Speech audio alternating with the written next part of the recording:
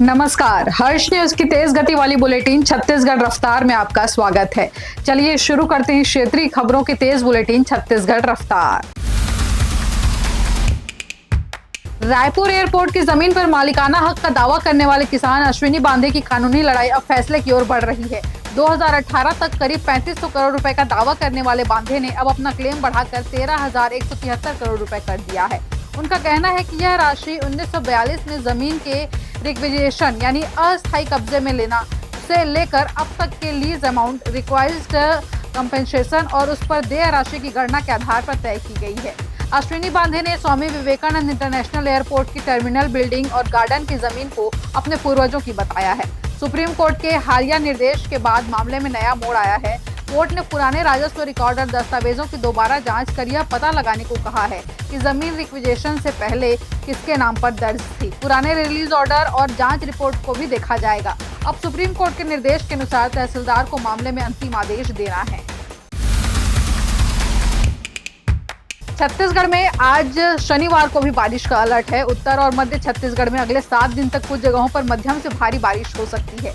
प्रदेश में अब तक सामान्य से सिर्फ 6% कम बारिश हुई है। बारिश के बीच बिलासपुर में मल्हार में लीलागर नदी पार करते समय 2 युवक बाइक सहित तेज बहाव में फंस गए। मनाडेरा के मोहनलाल केवट, महेश केवट और आदित्य केवट ने लकड़ी की मदद से दोनों को बाहर निकाला। समय रहते मदद मिलने से दोनों की जान बच गई। एसएसपी ने तीनों को प्रशस्ति पत्र देकर सम्मानित किया।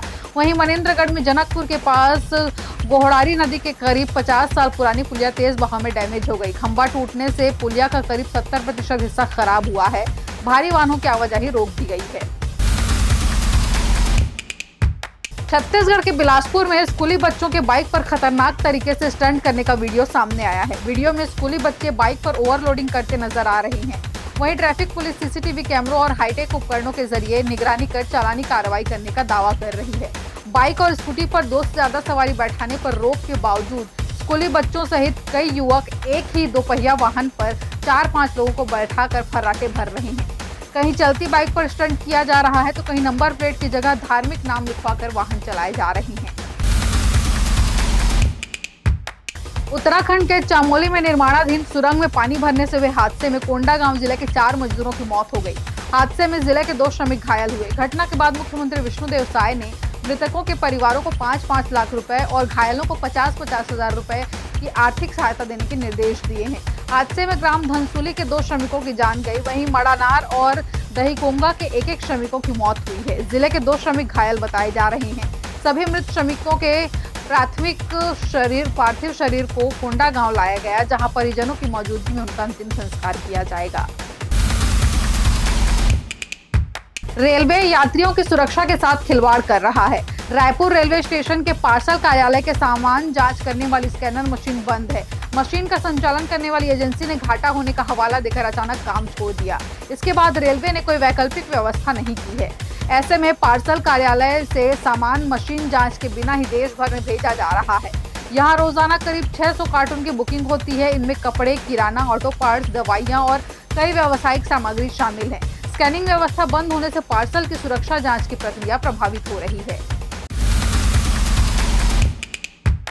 भिलाई इस्पात संयंत्र में सामने आए लोहा चोरी के मामले में जांच की मांग अब केंद्र सरकार तक पहुंच गई है। वैशाली नगर विधायक रिकेश सेन ने 20 जुलाई 2026 को केंद्रीय गृह मंत्री अमित शाह को पत्र भेजकर मामले की जांच कराने की मांग की थी। अब गृह मंत्री की ओर से विधायक को जवाब मिला है। इसमें बताया गया है कि उनका पत्र प्राप्त हुआ था। मामला इस्पात मंत्रालय से संबंधित होने के कारण उसे आवश्यक कार्रवाई के लिए संबंधित मंत्रालय को भेज दिया गया है।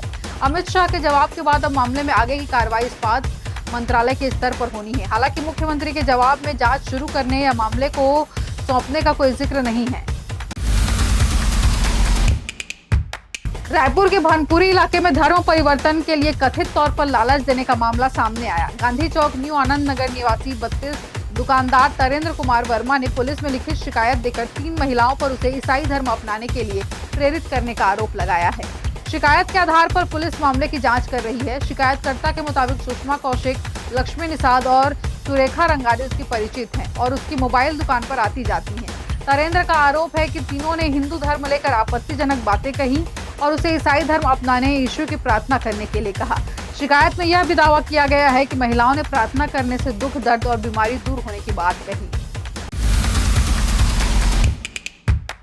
छत्तीसगढ़ के सरकारी स्कूलों में बच्चों के गिरते लर्निंग आउटकम्स को सुधारने के लिए स्कूल शिक्षा विभाग ने जमीनी स्तर पर मॉनिटरिंग की तैयारी की है। यह दफ्तरों में बैठकर समीक्षा करने के बजाय ग्राउंड पर जाकर होगी। इसके लिए राज्य स्तरीय एक टीम का गठन किया गया है। टीम में शामिल अफसर, विषय विशेषज्ञ, उसमें स्कूलों के प्राचार्य, प्रधान पाठक, लेक्चरर होंगे। ये लोग जिलों के कम से कम 3 स्कूलों का खुद दौरा करेंगे। साथ ही क्लास में बैठकर देखेंगे कि पढ़ाई का स्तर कैसा है। योजना के तहत पहले चरण में 5 जिलों रायपुर, दुर्ग, बिलासपुर, महासमुंद और मनेन्द्रगढ़, चिरमिरी, बलरामपुर का चयन किया गया है। टीम प्रत्येक जिले में हाई परफॉर्मिंग, एवरेज और बिलो एवरेज श्रेणी में कम से कम 3 स्कूलों का औचक मुआयना करेगी। छत्तीसगढ़ रफ्तार की आज की बुलेटिन में फिलहाल इतना ही। अपने आसपास की खबरों से जुड़े रहने के लिए बने रहें हर्ष न्यूज के साथ। नमस्कार।